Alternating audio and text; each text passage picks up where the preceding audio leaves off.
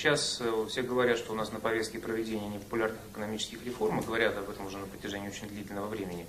Хотя, казалось бы, с точки зрения политической, на повестке у нас выполнение очень даже популярных предвыборных обещаний Владимира Путина. Значит, причем выполнение непосредственно тем самым правительством, которому адресованы те, кажется, 11 указов, которые были подписаны сразу после инаугурации. Они действительно популярные, эти идеи. Кто же против? Дольше жить, значит, больше рожать, мягче спать, провести новую индустриализацию, освоить Дальний Восток, создать новый облик среднего класса, то есть включить средний класс тех людей, которые сегодня по культурным показателям к нему относятся, а по материальным нет, то есть квалифицированную часть бюджетников. И все эти меры, вроде как обещали, прописали в указах даже индикаторы некоторые. То есть мы сможем через несколько лет узнать, выполнили или нет. Провалились или достигли успеха. Обманули на выборах нас или правду сказали. Через несколько лет буквально, там по разным указам сроки разные. Вот нам надо не забыть иметь хорошую память для того, чтобы отследить выполнение этих указов и динамику соответствующих индикаторов. Более адекватными инструментами, как мне представляется, для выполнения этих задач, а приоритеты обозначены абсолютно верно, является скорее все-таки стимулирующая политика в плане стимулирующая политика государственных расходов и активная промышленная политика, инициирующая промышленная политика, чем традиционные либеральные рецепты, которых у нас, к сожалению, очень мало, потому что о снижении налогов они почти не говорят, наши либералы, неолибералы, а очень много говорят о сокращении расходов и приватизации. Как будто бы эти две вещи делают нас всех счастливыми и процветающими.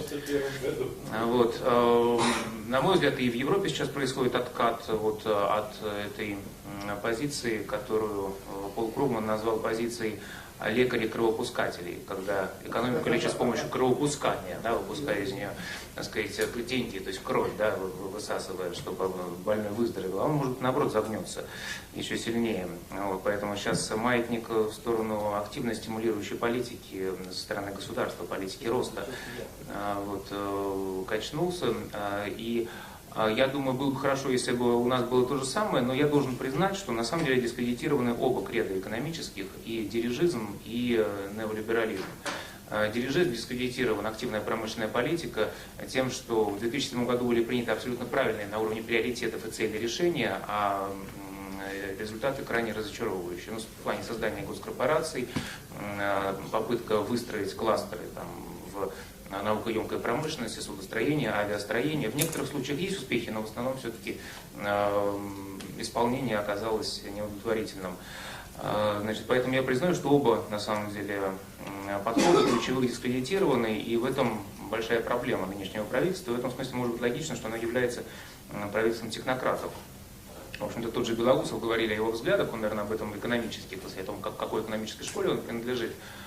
Но, судя по всему, судя по тому, что он так говорил, он именно не догматик, он не относится к числу либеральных догматиков, а это уже немало, потому что часто линия демаркации пролегает между догматическими сторонниками разных, экономических вероучений, с одной стороны, и с другой стороны прагматиками, которые ориентированы на реальный сектор, на реальные показатели роста и так далее.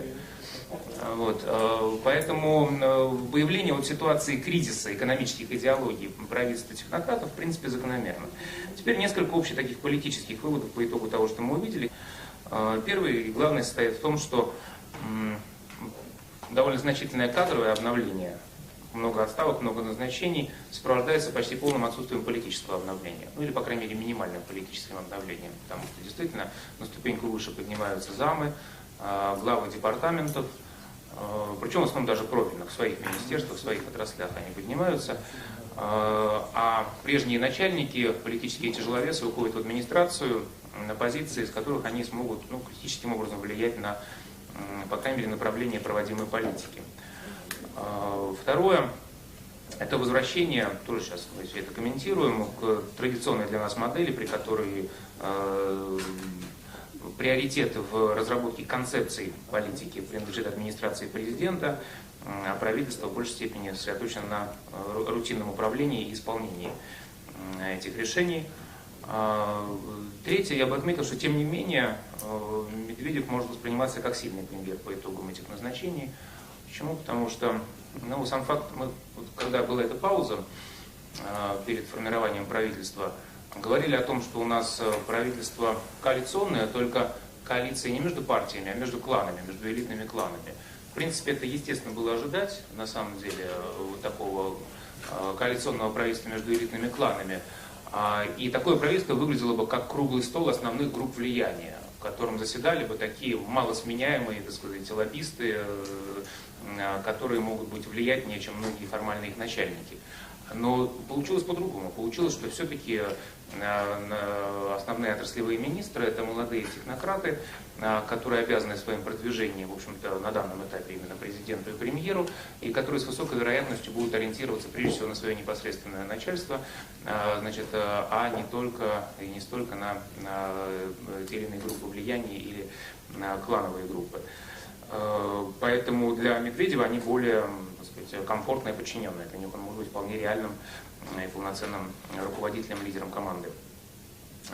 Третий момент – это четвертый момент – это значит и отсутствие несменяемости. Вот негативная черта прошлого состава правительства – это несменяемость министров, и не только в силу того, что тандем блокировал кадровые решения в существенной степени, боясь нарушить баланс, но и в силу того, что слишком много было завязано на конкретных лиц, они оказывались фактически гарантами статус-кво в своих отраслях.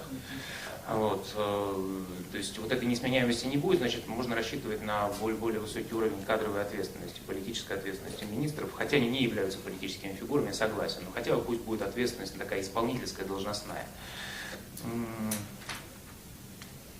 И последнее, буду краток в этот раз, так сказать, по порядку, но не по важности. Быть может, самое важное, что произошло за эти дни, с точки зрения нашей, вот именно, так сказать, какой-то исторической перспективы, что, судя по всему, не будет создана госкорпорация по развитию Сибири, Восточной Сибири и Дальнего Востока, что создано решение, более отвечающее духу государственного суверенитета и логике государственного управления, значит, создание министерства, которое обозначает высокий приоритет, не министерство, а создание вице-премьерской позиции, которая, министерской позиции, да, министерской позиции, которая обозначает высокий приоритет этой темы, да, достаточно высокий все-таки, вот, наряду с Северным Кавказом, хотя просто хлопонит вице-премьера, почему я оговорился.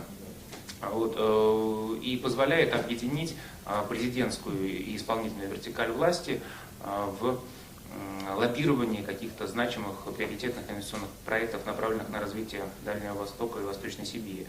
Потому что, на мой взгляд, если бы была реализована модель создания госкорпорации, это поставило бы под угрозу и управляемость государства, и государственный суверенитет в долгосрочной перспективе. Потому что концепция, которая озвучивалась законопроекта, была, на мой взгляд, крайне пугающей. Я считаю, что вот этот вот новый, так сказать, новые кандидаты в министры, новые министры, на мой взгляд, в массе своей достаточно хорошие профессионалы. Я доводилось видеть в работе Мантурова, Новака, Мединского, кстати. Я считаю, вполне адекватные профессиональные люди.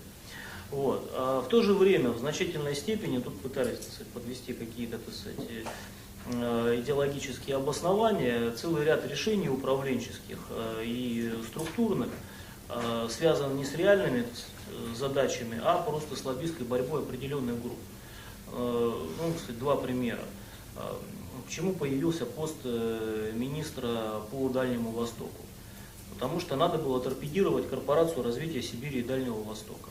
Корпорация создавалась под конкретного человека, господина Шойгу. Потом Шойгу отправили на Московскую область. Возник риск, что эту корпорацию возглавит человек уже из другой группы влияния. Соответственно, для того, чтобы этого не произошло, просто-напросто корпорацию фактически похоронили, а чтобы, кстати, вопрос, а чего вдруг, ребята, вы же только что нам всем рассказывали о том, как важно развивать Дальний Восток, у нас министр, все нормально. Точно так же, я думаю, появился и министр по связям с открытым правительством. Велась лоббистская борьба за назначение Абызова вице-премьером по ТЭК. Это не получилось сделать, соответственно, хорошо, будешь министром без портфеля. Собственно, вот и очень многие назначения ровно так и происходят. Сейчас на самом деле описывать структуру исполнительной власти достаточно сложно, поскольку мы не знаем, сохранятся ли представители еще целого ряда силовых структур, которые формально в структуре правительства не находятся, там Федеральная служба безопасности, я думаю, скорее да. Но у нас еще есть госнаркоконтроль, Федеральная служба исполнения наказаний и так далее. Плюс, я так понимаю, что сейчас Росфинмониторинг получит новые функции, гораздо более влиятельные, причем в прямом подчинении у президента. Я думаю, что фамилия человека, который возглавит эту структуру, тоже, мягко говоря, не безинтересна.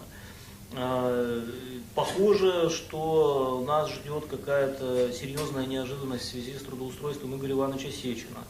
Потому что его позиции в правительстве достаточно серьезно, в общем-то, подчищены, его и тех людей, которые на него ориентировались.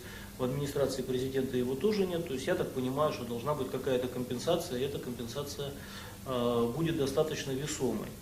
Но вообще, несмотря на то, что позицию ряда коллег, что вот были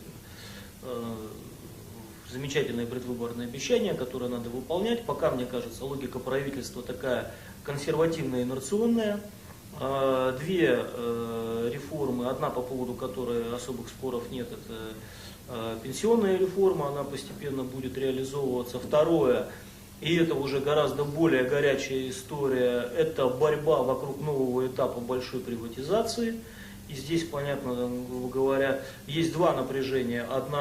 Одно между теми, кто считает, что приватизацию надо проводить как можно быстрее, потому что они готовы, так сказать, они в кэше, они инфраструктурно готовы, а другие не готовы. Они говорят, нет, давайте попозже. Ну, и те, и другие стороны предлагают какие-то аргументы, так сказать, апеллирующие к общественному благу, но надо понимать, что есть вот эта составляющая.